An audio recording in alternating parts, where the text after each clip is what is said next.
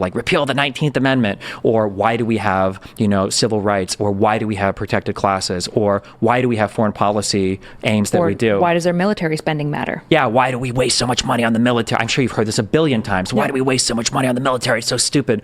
And there are aspects of U.S. foreign policy that I think are really good and really cool. Like if there are people that are shooting weapons into boats in the ocean, I like that the United States can sail the Navy over to Yemen and say, we're going to sit here next to these ships, and if you shoot anything, we're going to obliterate you with high precision.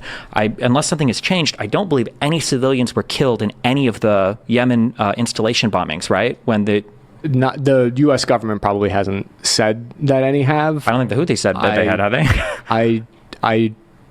You don't want to, yeah. I don't know. I don't recall any of those, but I think that those they didn't target any. They targeted places that were ammo depots in the middle of nowhere. Yeah. So there's value in that. And like, who else is doing that? China didn't come and help resolve that. I'm not even sure if China's Navy can make it that far yet. They have a naval base in Djibouti right over there, so they could have helped out, but they're not going to do that. They don't want to be seen helping firing the United weapons States because they're already trying to on the axis of resistance, and Yemen's kind of falling into that, right? Well, also trying to gain influence in too, because I think they were trying to broker deals between Saudi Arabia and Iran, and they want to. So to go back to, I do think it's a good thing that we question how much we spend on the military. I do think that it's natural to question why are we spending, I think it's $1 trillion now, when there's many people who are homeless and starving. Not that putting money into that would fix that problem. As we've learned, California dumps tons of money into their homeless problem and it doesn't solve it.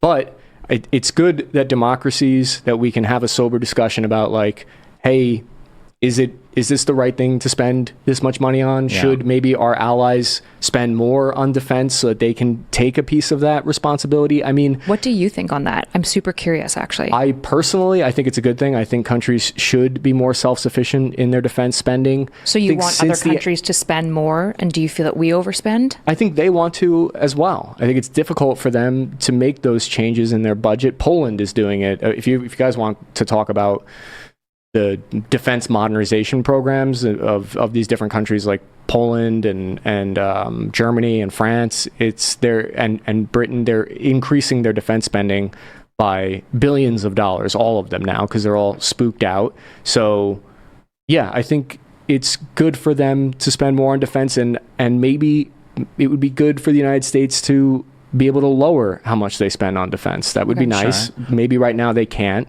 I guess my issue, my concern is that like when we have that conversation, it has to be done with the fundamental goals in mind. Because if the fundamental goals are misunderstood, then I think that the conversation veers into dumb places. Like if the United States spends money on our military because we just enjoy bombing people overseas and so that we can pay for these corrupt military industrial complex organizations to make a lot of money, we should cut our military spending by 90%. Why would we spend any money on it, right? What are our fundamental goals? What are our fundamental goals? What should they be? Yeah, I mean, like being able to project power to guarantee trade routes is it's one of those things where it's like you don't need your immune system when you're not sick, right?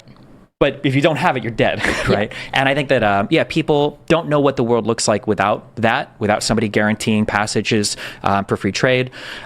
It's the ability to. It's one thing that people don't understand too is the ability to leverage allies. So for instance, people think that it's bad that whether you think it's good or bad that the United States supports Israel, supporting somebody means that you have more say in what they do. And just being supportive of somebody means you can also tell them to like, hey, like slow down a little bit, like calm down, like, or we're not going to support you. And if we have that hand, we have that control. Being able to project these things internationally, I think is really important, and it's also important because there's very much like a game theory element where if you don't do it, somebody else will. And if the United States wants to say we're going to be better than this, or we're not going to support, before we even finish that sentence, Russia and China is like, okay, well, we'll support them. We'll do it. Yeah, well, absolutely. That's what we're seeing happening. I think a little bit. We saw the United States moving in with Ukraine and Russia a little bit after the United States went to Iraq and Afghanistan and pulled back and started sort of pulling off the world stage. You see China and Russia sort of filling vacuums. It's concerning. For one, personally, I think I hear that argument all the time. That people will say, like, why do we spend so much on defense, and that the military-industrial... There's a concern that the military-industrial complex is pulling the strings, and that we have this perverse incentive to keep war going on forever. Right. Okay, I get that argument, valid, but you also kind of have to explain away the fact... it's a valid concern.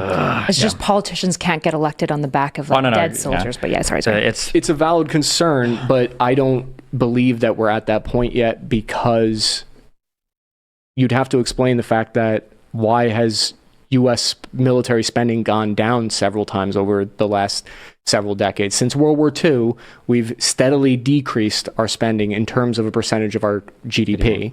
So how do you explain that? If the military-industrial complex is truly keeping us at war all of the time, and there are arguments for it, how do you explain that there isn't more war, and that more of the budget isn't going to defense? There's been times where we have cut defense, slashed it, and cut troop numbers.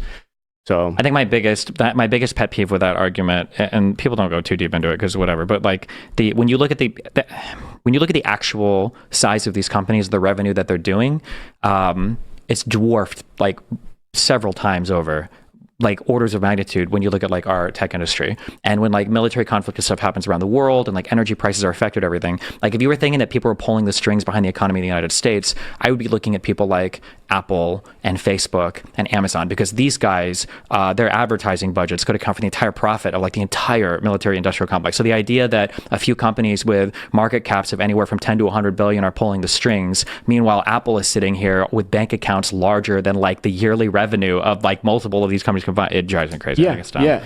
And it ignores all of the other pressures for why we get involved, sometimes bad and sometimes good, with foreign conflicts as well. I think my biggest frustration with people that make bad arguments is that I think there are good arguments to be made against things sometimes, but we can't even get into those because there are so many dumb ones that you have to chew through first, and they can provide cover or legitimacy to one side, or they just hijack the conversations and then nothing happens at all.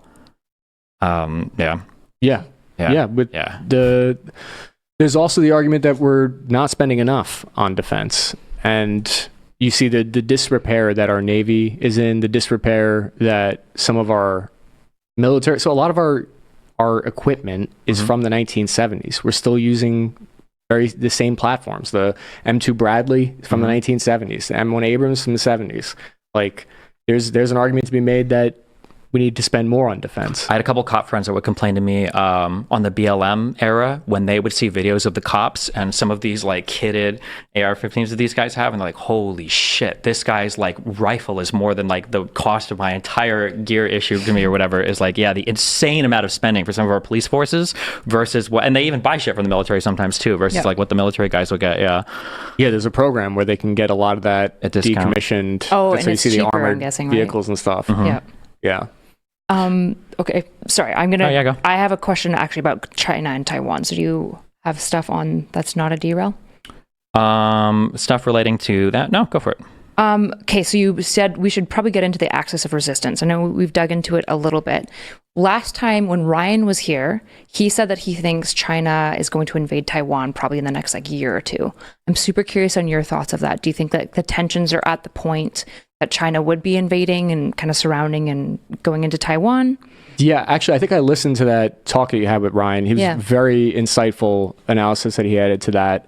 And there was something that he brought up that I want to put a pin in about the Israel-Gaza incident. He was talking about, when I was talking to him briefly, he mentioned the Sons of Palestine, this idea of like, oh, maybe we could invest in a militia force inside Palestine to help to give them money, kind of like similar to what we did in Iraq. What you're talking about with that, sorry. So with I'll write that down. What the point that you guys were talking about with Taiwan, he was mentioning that there's a possibility that they could do something like a limited strike, like with ballistic missiles, like what we saw with Iran, what they recently did, which we could talk about that too. It's fascinating, but I do think that there's a threat, there's a chance. Is it high or is it likely or unlikely? That's kind of the multi-billion-dollar question that the intelligence agencies are working on right now. They're trying to figure out what is China's intentions. I think what Ryan said is a likely scenario, that they do some kind of something just below the threshold of a full-on war. I don't know that it's in their interest to launch a full invasion, right, like how we saw with Ukraine. I don't know if that plays to the, they